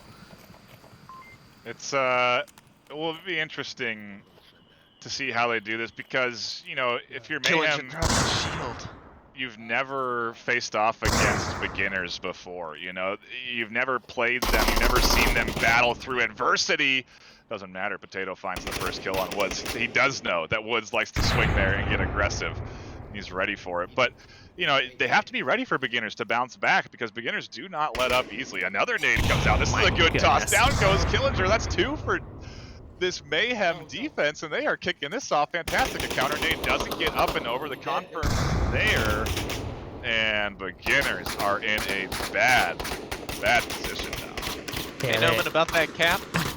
Hey, I said they were thinking it. Okay, there's still time. No. It has been a wild series. Hopefully I don't miss too much trying to play this replay of these grenade back and forths. I mean, beginners nades just going either too long or too short, not dialed in. Mayhem winning in the placement position, which is a dichotomy from what we saw in quarantine, because they were the ones constantly missing, and there it is. Potato is going to be dealing with that one, and there it is. Paz finds 2. Beginners even things out just like that, but Strayjack with the response grenade. James with the response grenade gets Strayjack before going down, and now it is a 3v2. It's not over, guys. Yeah, you can never count, like I was saying, you can never count beginners out. They will play it down to that last man standing, and they can do it well. 3 minutes left, 3 alive on both sides. Very interested to see what beginners are going to do here. Paz and Strayjack doing a little bit of theory crafting, scavenging for some resources and considering their approach. Yeah, they've got a lot of work to do. They do have, for beginners, a lot of time to do it. 3 minutes on the clock still to go. 3 members per side. And no big deal, but a tie game here to break if they can try to find their way around it. I mean, this would put them on the defense for this objective, which you gotta assume they want. I don't know, does anybody want to defend this objective? I think if you're gonna do one of 2 things, I would rather defend this than attack it, to be honest with you. I would much rather not have to have the constant boiling pressure that you feel trying to get yourself down these stairs, because a Marsoc person going down these stairs is like a form of torture. It should be against some Geneva Convention rules to walk down these stairs. You never know. There's frags. They'll throw everything and the kitchen sink at you trying to come down these stairs. And what's interesting is they've opted to not commit anybody going the other way, and that is the right choice. Mono and Theta are committed to watching for that flank, and they are completely useless right now in terms of helping defend against this push. It's coming out. Paz has gotten down the stairs with the shield. Wookie has been playing an interesting bit here. He's been staying tucked in. And he may... I don't know when he's going to peek. There it is. Spoils finds the kill. Huge. Shuts down on objective defense. And suddenly Mono's in a bad spot. He has to crash down. The trade's there. Paz has plenty of time to punch in this code. Where's the tablet? Finally it comes out. He drops it. He's fumbling around. Mono's coming in with nades and utility, and the kill is all he can secure. Nicely done. Strayjak watching the back there, not coming down for the cap himself. What could have been a 3-3 is instead Mayhem still in the lead. Hey, whose team got a point here? Okay. I'm talking about my pick. Oh, okay. Well, you Mayhem didn't preface your wah-wah sounds with your pick choice, okay? You're coming at me all hot and bothered. No, listen. It's not about us. Can I analyze the round now? Maybe. I don't know. I might allow it. So the reason I start out my analysis of that round with that sound effect is what started out as such a beautiful round of nades for Mayhem turns into just absolute mayhem for them. They allowed beginners to kind of regroup. They grabbed the shield. They kind of established their new plan. Like Noman had mentioned, Theta and Mono kind of watching for the flank, but ultimately useless to protecting the objective at the moment. I mean, a good rotation there for Mono, and he made his effort to try and stop the cap, and luckily no cap was made. So beginners still having to put at least 2 more on the board, but they lost that chance at closing it out, evening up the score a bit with the beginners, and moving on to the next round, putting this one behind them. So a really great start, ending in turmoil for Mayhem, has got beginners back within striking range once again, and we're on to our next round. We'll see if Mayhem is able to close this one out here with a Marsoc win. Not an easy task. Granted, we just saw it done by beginners, but it was a challenge. They had been down 2 going into that, and for them to get that win is a testament to that beginner's playstyle, to their ability to persevere. Let's see if Mayhem can persevere through this spawn point. It does look like a little bit of a different push here. There's the up and over. Flash onto Mono does find him. He's got to stay tucked in. Killinger rounds the corner right into a volley of rounds. And that is going to put Mayhem up here, but, let's not count our chickens yet. There's plenty of rounds still to go. The flash is going a little wide, and the grenades coming out in force, not landing where they want them to go, though. Flash another one out. Mono just cannot get out from behind this dumpster. They are not allowing him to push. There's the pressure from Potato Bot, keeping that defense on the corner, and Smoils with the shot into the back of Paz. And that is enough to throw them off the rhythm. Mono rounds the corner, finds one. Now he's looking for Paz, pushing the stairs. The pressure's coming in hot. Mono down the stairs, finds another. 2 gone now. 2 beginners left. No one on this north stairwell to defend, and now the defense has to rotate. They're seeing the same problem. Wookie applying the pressure on the defense from the backside. Mayhem doesn't even get a chance to cap. They Perfect don't. Execution. Perfect execution from Mayhem. Wow. Yeah. What do you do, Sleepy? What do you even do against that? You don't. You do what they did, and that caused them to get killed and for the round to be ended a bit early. I mean, but what else could you do? They were rushing the stairs. They were on the objective, and pretty much every member of Mayhem is a fairly quick capper. So once they're there, once that tablet's off the back, there's very little chance that you're going to get there before they finish the cap and get that uplink, get those 2 points. So beginners actually lucky there that it didn't end up a 5-2 score line with that Mayhem cap. But yeah, I mean, they were smart about it. They knew beginners were going to pressure back. They waited. Mono did a good job of jumping behind that dumpster when they went blind. Killinger rushed straight out into LMG fire, and then some mistakes made from beginners with the team kill by Smoils. I mean, a lot of things added up to it, but Mayhem really showing that they weren't going to let that first map loss get them down. And now we move on to our third map, which is going to be Downfall, which is the one I expected to see a little bit earlier in this series to set the men away from the boys early on. But it seems like maybe beginners kept it in their back pocket just in case this sort of situation came up. I mean, look at the bans. It wasn't, the focus was on the likes of Suburbia and Cargo, respectively, from Mayhem and beginners, and it was kind of like beginners play Downfall very well, but Mayhem are no slouches on this map. Right. They let it open because they can play well on Downfall as well. They have good range shooters. They have good strats to advance up to objectives. They did their research. They got to watch beginners play this in last weekend's matches. So they've got some footage to work off of, and I wonder if it's going to be enough to give them an edge against beginners, because this is going to be a range battle if I had to make my guess.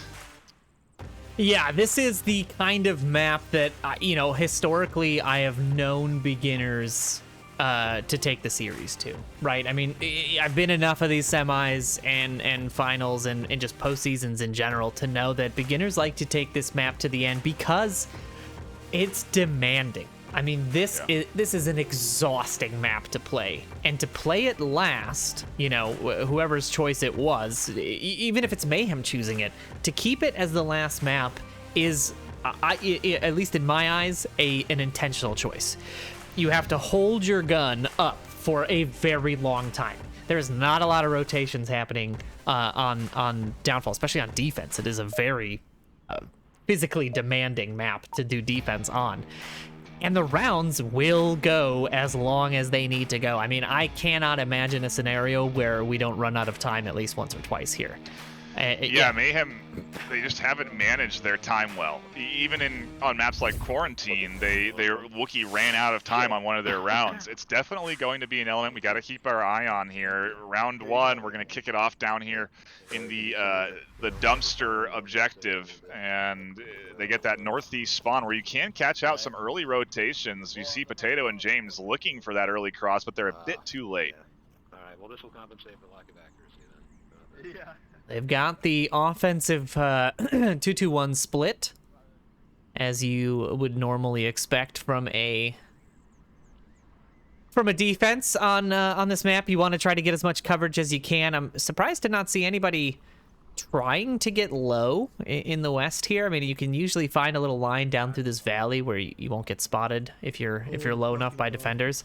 But it looks like there it is. James and Potato going to try and make that cross now. So dangerous to do it late because you never know where the defense is set up. I always, as a player, opt to do this relatively early and get myself into position before anybody can get underway. But these are two veteran teams. They know their routes. They know where they can and cannot be seen. Looks like they're confidently crossing while sprint. Confidently, as James breathes some sighs of relief, making it across to the west.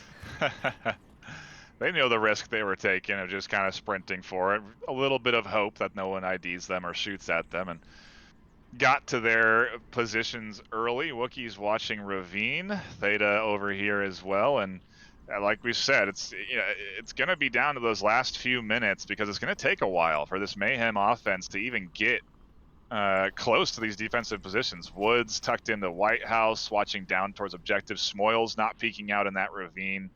Everyone really playing tight angles here, which is what you got to do on this map. You can't expose yourself to some snipes, because if you get picked off by a sniper, it's exactly what you want to do on Marsoc. You want to try and find someone in a window. You want to try and find someone getting peeky on a hilltop and snipe their head and get that early advantage. Is what this range lends itself to, and you do see some shots coming out there towards Icy Woods as he tries to peek his head out looking for a pick.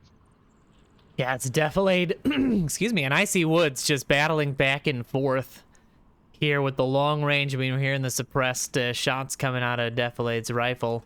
He's looking for that pick specifically as he nabs the head of, or the chest of Icy Woods. There it is, just a down. Should be resable by Smoils on a quick rotation. That's gonna give some confidence to Wookie and Theta here. We're gonna zoom on over to them as they really cruised into this ravine quickly on that call out. Yeah, I hear call. They've been working their way around. Those shots ring out. They still got one here. They get the revive, and I gotta wonder if Smoils is gonna check here. Now both of them are inside White House. Wookie is here hearing comms.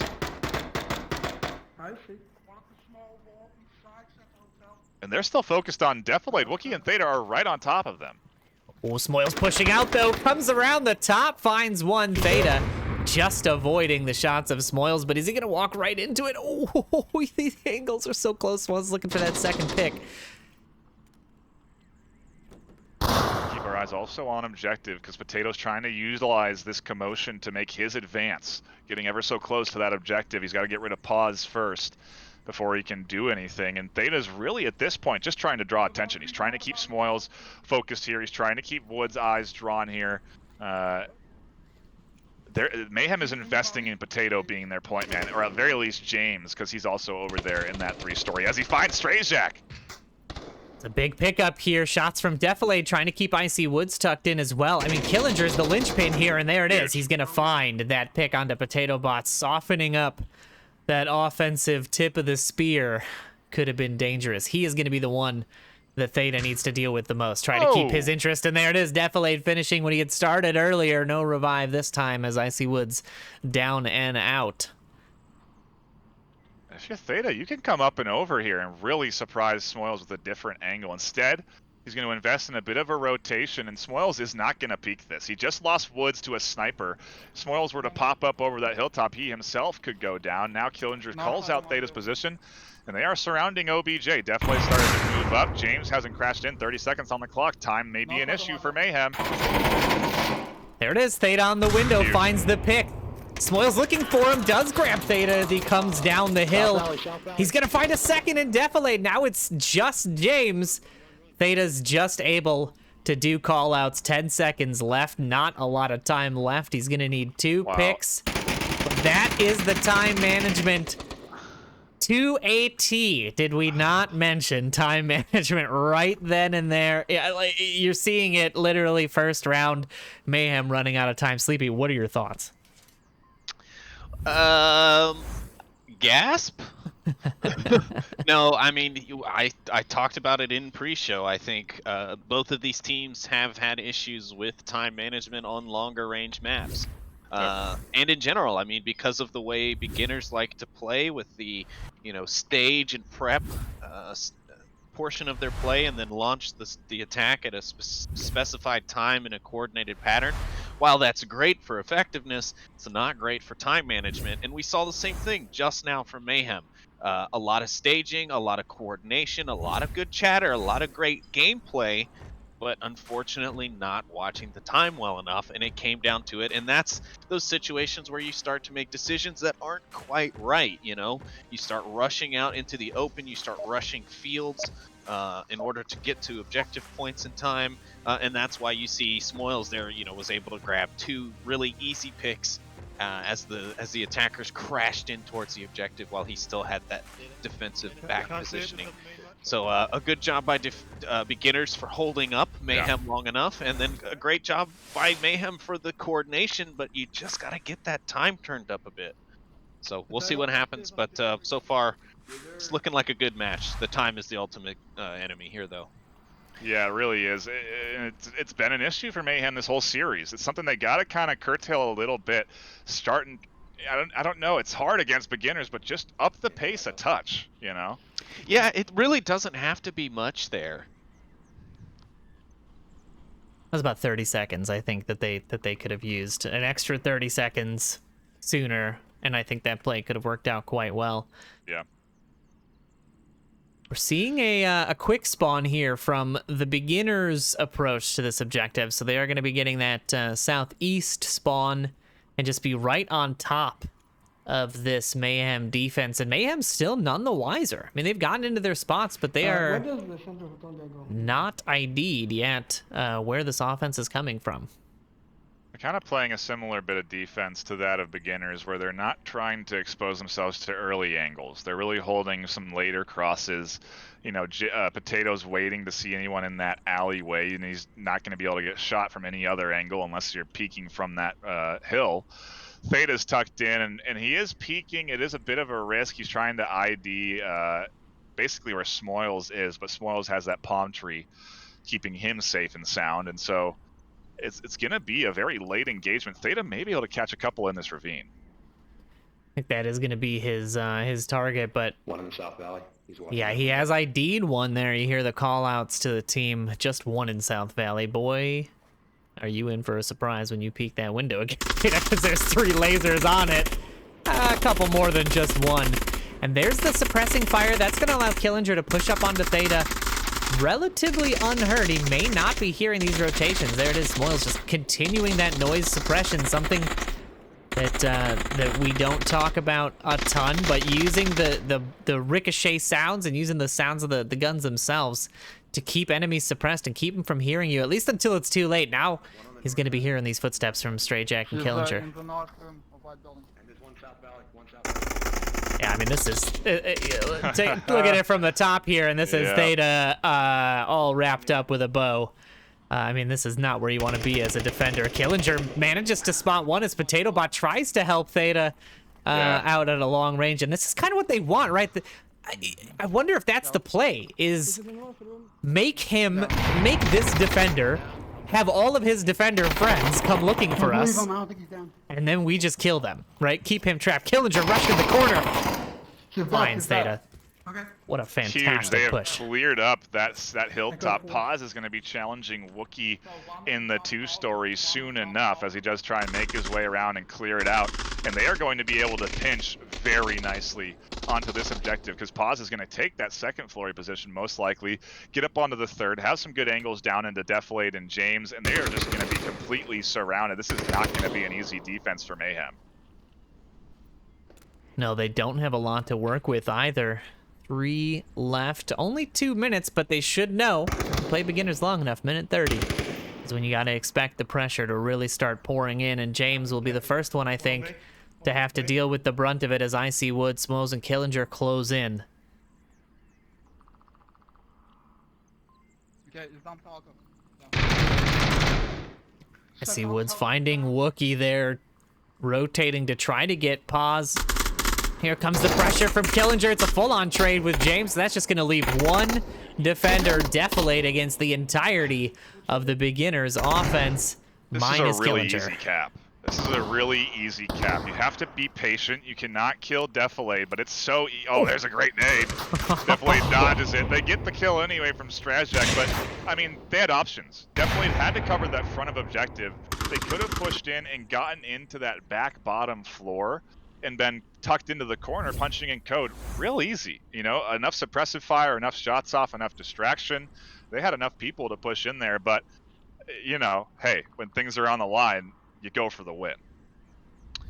Yeah, Mayhem doing a little bit less good of a job not peeking. I know Potato Bot really wanted to help Theta, who was just, like Noman said, just kind of served up on a platter for the beginners offense there. I mean, I was in kind of an overhead, almost a helicopter view of the position, and it honestly looked like I was watching a SWAT team bust into a house for a drug bust. Like, you saw the flashbang go in, you saw Stray Jack go by and just like strafe the door with some LNG fire. Then Killinger charges in, rushes right into the room, grabs the kill. You saw Stray Jack go in, hook the other direction, clear the rest of the building. And then, like, like you said, they had cleared that south side. It could then just kind of overwhelm the offense from both angles, and they did a really good job at using that. And another thing I want to point out that really caught my eye, and I've been noticing it, but I failed to mention it, is Smoils and Icy Woods doing a great job at using their LMGs for suppressive fire, but not just full-on, just a full automatic dumping for 2.5 minutes, not just burning through the box and then, moving on. They're taking nice controlled bursts, 5 to 7 rounds apiece, just grrrr, grrrr, that's it. Not full automatic burst until the box is empty and your barrel's burning. So you got to make sure that you're using your equipment well, because even though you have 3 boxes of rounds, you can't just unload like that, because downfall will make you pay for it. You will run out of ammo, and you don't want to do that on downfall. You don't want to have to switch to your secondary or pick up a rifle off the ground from someone else and pick up some magazines in order to make your way to the objective, especially if time is on the line, which of course it is with these two teams matched up here on downfall. But yeah, Mayhem getting a little bit more, I don't want to say aggressive, but aggressive with the peeking, and beginners being able to take advantage of that. And I don't know. In my opinion, and maybe check me on this. This is do or die. For Mayhem. This is Mayhem. If they don't, I'm not saying cap. I'm not saying if they don't put a point on the board, anything. Right. I think that's it. I don't think there's any way that they're coming back from a 3-0. No disrespect. I mean, a lot of our good caster friends are on that team, and they're all great players. But it's so much pressure, and in a championship situation, it becomes almost insurmountable. Do you guys feel the same way, or do you think there's a chance that Mayhem, if they don't win this next round, that they come back and take it? I personally do feel like they are. If they don't get it here, they're probably done. And it's I don't want to say that it's probably for the best, but what they can do is then say, okay, let's not overexert ourselves here. We can make this up tomorrow. We can still secure 3rd place. We can still walk away with this season with a finalist trophy of some sort. You know what I mean? Like grabbing that 3rd place and still being a finalist competitor of season 10. There's still a lot on the line. There's still pride. There's still prizes. There's still title on the line here. So, if they lose this one and they don't feel like they have any hope of taking that next round, why not be smart about it? Why not conserve some of the energy for tomorrow? Because you're gonna have a tough matchup again tomorrow for the 3rd place placement if they're not able to do something here. So, do what you think is best for your team and for your overall placement in the series. Yeah, it's so hard to uproot beginners. They are a team that's been around at this pace at this stage for so many times, so many different seasons. They very rarely don't advance to the finals. It would, if anything, be a bit of an upset in my opinion if Mayhem were able to take this from beginners. The fact they did so well on Subway was a testament to how good that Mayhem team is. They really do deserve that 2nd place NA position to be able to challenge beginners like that. I don't think things are done just yet. I've seen Mayhem cap on downfall. It's, now is the time. If you got anything in your back pocket, any sort of secrets, any little bit of extra information that you may have gleaned, now is the time to use it. There's no room for Mayhem to save any plays. They have to put everything on the table here and try and bounce back, because like you were saying, Noman, the beginners, when they have momentum, it's just nearly impossible to stop. Well, thought they were going to take a time out there. I was asking, I was in the admin channels looking to see if they were trying to freeze out the beginners, but it doesn't look like it. Looks like they just had a minor technical hiccup, or somebody needed a drink of water or something. Hell, I need a drink of water at this stage. But they are underway, and we'll see if our weighty predictions will come true or not. Beginners looking to defend this helicopter bungalow objective, and Mayhem looking to put their first point on the board here in map 3.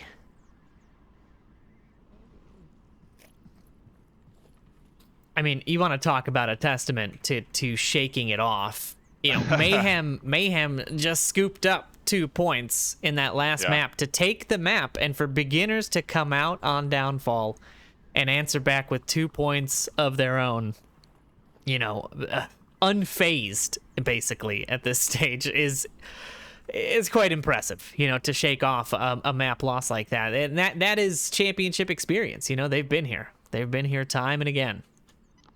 Yeah, it really makes you wonder, like, how would things have been different this postseason if, for example, Global Chem were not taking a seat at the moment as things are situated within the game? Like, how would things change if that team were here in postseason? Because would beginners have been knocked out at this point? Would Mayhem have been knocked out? Would Aimless have been? I mean, any one of these teams could have been not here with any number of teams participating in the postseason or being active. So it's crazy. It's man, yeah, it is.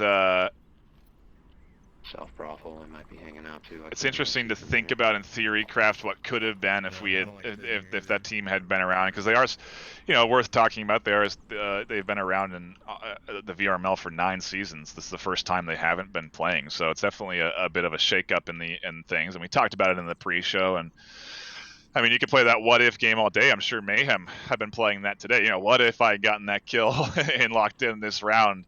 You got to focus on what's in front of you now, and it's definitely a task for Mayhem to do that. I think if Globo had been around, Mayhem and Globo would have quite a good rivalry. It would be fun to watch that series. Absolutely, but here comes the pressure, and you know, we're chatting like old birds here. Yeah, but sure. You know, the problem is that Mayhem has been quiet, and again, with a team that's been running out of time on this map, I understand why, you know, it takes a long time to clear all these windows. I mean, goddamn, there's like 1,000 of them on this map. But you gotta apply pressure. You have to start making those moves early, because now they're down to 2 minutes. Yes, they've got 5 up, but so does the defense. Not a lot of positions have been identified anyway. You gotta start closing in, because we're 60 seconds and we're down to 60 seconds. Do you know what I mean? Like, there's gonna be no time left before they blink. 2 minutes now is still not a lot of time for where they are. They got to get through Paz and Smoils. Smoils is holding that very late angle. He's going to wait for that full cross. Then they have to deal with Woods and Killinger in that 2-story, and they're still really not in a position to be challenging this. They haven't gotten themselves up far enough. I think time's going to be a factor again. Yeah, James, you know, again, the approach is great. It just, they should have been there earlier. Now, again, they don't know what we know. They can't see the highlights. They can't see player. You know, all they see is blank buildings at this point, empty windows. But, you know, that should give you some idea that they are tucked in. They are waiting for that late stage. And so you're going to have to apply pressure to get that defense to show itself. And they need the defense to show themselves, because it is, again, 60 seconds left now. I mean, in no time at all, a fantastic nade there will down the first Marsoc member. Theta going down, pressure coming from Potato Bot. Going to try and prevent that confirm, but with the amount of time left, there is not... I mean, the callouts are great, but there's not enough time to deal with this. Defilade looking to try to get this pick. 45 seconds left for this Mayhem offense, as I see Woods does finally get that confirmation onto Theta. It's just going to leave 4 alive in the final 30 seconds. James is here, but he hasn't pushed in. He's still got to challenge so many people. Woods taking shots, Potato Bot's still playing it safe, and now the full push is coming in from Mayhem. I don't know what their approach is going to be. I don't know if they're trying to distract everyone at the same time with this push, but the kills continue to favor beginners. Mayhem continue to be picked off one by one. James goes down as the last Mayhem push and beginners with 5 left alive, secure round 3. It is not looking good for Mayhem. They have to climb a mountain to keep themselves in this and move on to the finals. Yeah, they sure do. That was a tough round, and I mean, I think Noman, I think you both kind of broke it down as it was happening pretty well. Great positioning, great attack, but just have to be there sooner, and it is hard to know. Blank windows are some of the scariest things when you're in this game, because you know they're there. You know that they can see you, but they're just not letting you see them. Or, you know, you get those defenders who get cheeky and they put a tablet in a window to make it look like someone's there, and you take shots. Then they pop out from where they're actually hiding and shoot you. You know, so there's so many mind games that are being played, especially now that we're up into Season 10 and players have been going at it for almost 4 years now in the Onward Master League. So, you know, it's getting really intense, and the way people are trying to beat their opponents is getting very, very interesting. But I don't know. Like I said, I'm not sure if Mayhem's going to have it now. We'll see if they've decided to conserve their strength for tomorrow at this point, but I don't think they will. I have a feeling they're going to go down fighting every round. Again, if I know those guys well enough, as well as I think I do, I think it's going to be a last man push to the end. Yeah, I mean, to be clear, you know, I'm calling it for beginners, but through no fault of Mayhem. You know, I do not envy their position in the slightest. I am so happy to be up in the box here, watching this match and not playing it, because the kind of challenge you get from playing beginners on any map, but Downfall in and of itself is. It could just be its own game. It could be like a DLC that beginners are just so good. You know, it is a scary and difficult game to play against them, and I do not fault them for running out. You know, I've run out of time plenty against them. So they've been playing fantastic, but their biggest enemy has rarely been the beginner's guns. It has been their usage of time so far. You know, they're coming down to those final 30 seconds and not really having a concerted push is what has sealed the deal so far. But hey, we have seen comebacks. I would never put it against any of these top teams in the semis to not be able to make a 4-3 sweep. You know, I don't think anyone's giving up it right now in these semis, because there is, you know, a substantial amount of prizing for you to be competing for. Mayhem are looking at missing out on an extra 3,500 in cash in all of the prize. You know, all the haptic vests, the face covers. Like, they don't get any of that if they don't get this series win.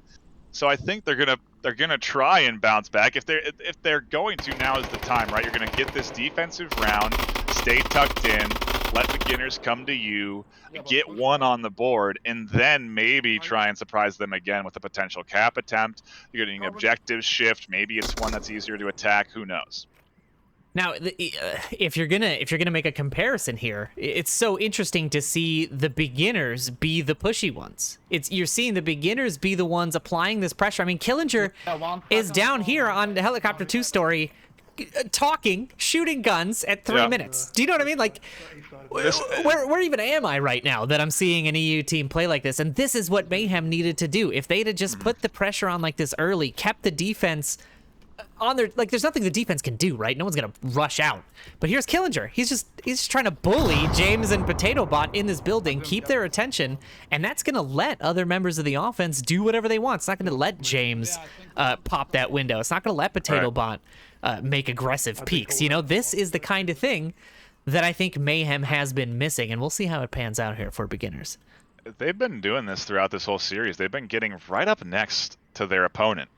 You know, they have been putting themselves in a space where both players know where they are, and then they've been saying, okay, now I'm going to beat you with tactics. I'm going to beat you with a rotation. I'm going to think better than you and win these rounds. They are taking that challenge head on and winning it nearly every time this series. It's honestly some of the best beginners I've seen. They are managing time so well. The suppressive fire plays are so unique, but perfect for the current meta, and honestly, I'm shocked nobody else does it to the extent that beginners do, because it has been working out for them nearly every time. Every time they're suppressing, they're getting a result from it. Yeah, I see Woods keeping the pressure there on Wookie, but Defilade will land the headshot there. Oh, and the shots are coming out left and right. There it is. Mayhem coming alive in the 11th hour. As a minute 20 ticks down, and now it's just 2 beginners left. And that has got to be... I can almost hear feel it on my face, the sigh of relief collectively from Mayhem to get that many picks at the end on this pivotal round. But they are not out yet. We know what beginners can do with 2 or 3 alive, so they have got to deal with this final 60 seconds here as Smoils tucks in inside of this. There's a needle to be thread here. You know, if James goes down, Wookie is holding. He could be challenged by Stray Jack, and then Theta's really the only one there. I don't know. We'll see if beginners can negotiate this, but ultimately this is Mayhem round to lose. Or to win. Well, both. Technically both. Yeah, I think that Mayhem's got this relatively well in hand. The pressure there coming in from Wookie, or I'm sorry, from Stray Jack onto Wookie will even out, and Defilade with the final pick gets Mayhem on the board here late in the series. But, you know, what better time than right at that exact moment to get a point. Sleepy, thoughts on that round? Well, it proves that I wasn't wrong about Mayhem still fighting it out till the end of this thing. They did it quite well there. I think they're learning a little bit from those first couple of rounds and really not trying to show themselves that they don't have to. And when they did this time around, they did it in a big way. I think there was 3 or 4 kills that came out there at once. Coincidentally, you know, mostly because of how synchronized that beginner's attacking squad is, right? Like they are in that sort of place where all of your defenders should see all of their attackers at the same time because they're striking and moving at the same time. So you really saw that kind of countered very well there by Mayhem, and so now they're gonna have to do it every single time from here until the end of this map though. So hopefully they're looking and will have the opportunity to get a cap to make that a little bit easier for them, but it is a long road ahead still, and we are getting in to the next round, so we'll throw it back over to you guys for the action, and I'll be back shortly. Yeah, we are going to have no shortage of it as beginners on the defense looking to close the series against Mayhem. I mean, it's still a tie game. You know, you wouldn't know it by looking at that board, but it's a tie game. This objective, this spawn, this is it for Mayhem. If they want to try and put something together, I think this is going to be their best chance at getting a potential cap opportunity. I don't think they're going to get a better objective. I've seen them do it on this objective. It's very much possible. With this spawn, they can quickly take control of this east side. James can easily move in to 2-story, have some great angles down into that objective courtyard area. There's a lot to be earned here, and we'll see if Mayhem can do it. It's early shots coming out on that hilltop, and Mayhem trying to split 3-2. Nothing. It's nothing. No, we're good. You're just taking shots at phantoms there, Potato Bot. Putting shots down towards Ravine, but nothing there for him to actually hit. They are going to have to deal with Paz and Killinger more or less first. I see Woods going to also be a threat up on that Marsoc Hill. We'll see if they've learned their lesson. I mean, they've run out of time twice now, I think, basically. And we'll see. This is the time to learn the lesson, Mayhem. If you're going to learn it ever, there's the pressure from James onto Paz's position, keeping him tucked in. He did actually ID Paz, so that is shots coming out. As a result of spotting a member of the defense, now Paz kind of has to tuck himself in. Much pressure coming in from, and this is the play, right? This is the keep the pressure play, but there it is. I see Woods with the long range pick, taking James out, and he's going to be a threat. They need to deal with him. And Wookie and Theta right now, I feel like are lagging behind. They're not able to apply that pressure on the east. They were doing a lot of deliberating over there on their end, trying to figure out how they wanted to advance. And what we're seeing here from beginners is a completely different defense than they've put up this entire series. They are playing aggressive on the hilltop. They're looking for early picks. They're exposing themselves to get these shots off. And it seems to be forcing Mayhem to play a lot more passive out the gate, which is perfect. It's exactly how they need to play this defense to force Mayhem, again, into a situation where time's an issue. Yeah, you see now Mayhem giving up on that east and trying to push this through center. The defense is already adjusted for it. Smoils and Strayjack coming back to reinforce Paz and Killinger on this side. I mean, they're kind of just walking into each other headlong, you know, as one set adjusts, the other adjusts for them. It's as close to a back and forth, yeah. It's just a very clean read from beginners. You know, they know what they're doing. They know what they're up against. Seemingly, they still haven't peeked up over that middle gap though, and this is to Mayhem's credit, this is the perfect approach. Exactly how you want to move through this defense. They're putting themselves in a position where Woods could swing, have great shots down from the hill, but he's a little concerned that they're going to push that side. Killinger finds one. Theta's here. Now the mid push is blown. Potato's going to try and utilize this chaos to make a move of his own. Here's Icy Woods looking over the top. Did he spot? He didn't spot Theta yet. That would have been the pick there to shut down that center, but Theta's still here to apply pressure. Now Potato Bot, he's sweeping the wrong buildings. Now he's going to get taken out by Strayjack from the hills. Theta's pushing the corner on the inside here. Pause. He's on objective, and there's Strayjack on the coverage, and now it's just down to one left. The res available, but Wookie, the last man alive for his team, with the M203 not landing, is most likely going to seal the deal here for beginners. We'll see what he can do with about 80 seconds left on the clock.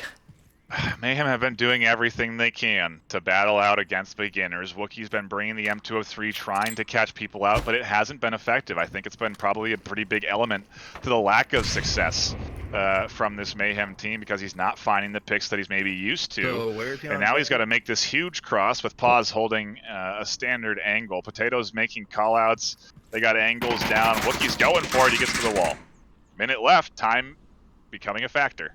He doesn't have the needle either because he was tagged there coming out the window, and now you've got lasers trained on him from two sides. 40 seconds left. Paz and Strayjack applying the pressure. Strayjack coming off that corner now, though. He is a little bit more open. There's just no hope in hell of getting to this objective. He has just got to start. He's just got to start going for those kills. 30 seconds left. Let's see what Wookie can do. Let's see if he can string this together. He's gonna maybe get this res. No, he's on objective. Pause challenged, and Strayjack swings up over the top, finds his kill. Beginners play a good, clean series and lock it up 4-1 with map 3. Yeah, you gotta love hearing the good games and stuff at the end there. You know, the camaraderie is still there. Beautiful game. Sleepy, wrap us up here. Well, that it was a beautiful game. I'm glad it went to all three maps. I don't think, I think here in the postseason, we hate seeing anything shut out immediately, not having that full series play out. We didn't go to all 7 rounds and all the maps like we might have thought, but goodness if they weren't all close. Mayhem did a great job here, but after having to play 2 maps already against beginners and fight it out so hard just to get that second map win, I could say that I'd probably be a little bit tired by the time we got to Downfall. And Downfall is a stamina test of its own. So no kidding. I mean, it's a great play of the day from them, but congratulations to beginners for a solid victory. I do want to point out that we are nowhere near done with the day. If you're just seeing the end of this series, it's only halfway through the day. We still have ALG versus Boss Fight shortly after this. You're not going to want to go anywhere. You want to stay wherever you're at and make sure you catch that next series, because that one is going to be nuts. I can't believe if this one was this good, ALG versus Boss Fight's going to be so fun to watch. Yeah, absolutely. We are going to take a brief break, but we are not going to be hopefully too long, so 10-15 minutes. Grab some popcorn, grab a drink. Bring your family over. This is the best Onward you're going to see at least until tomorrow. So don't go anywhere. We're going to be right back with Boss Fight versus ALG, and we'll be back in a few minutes.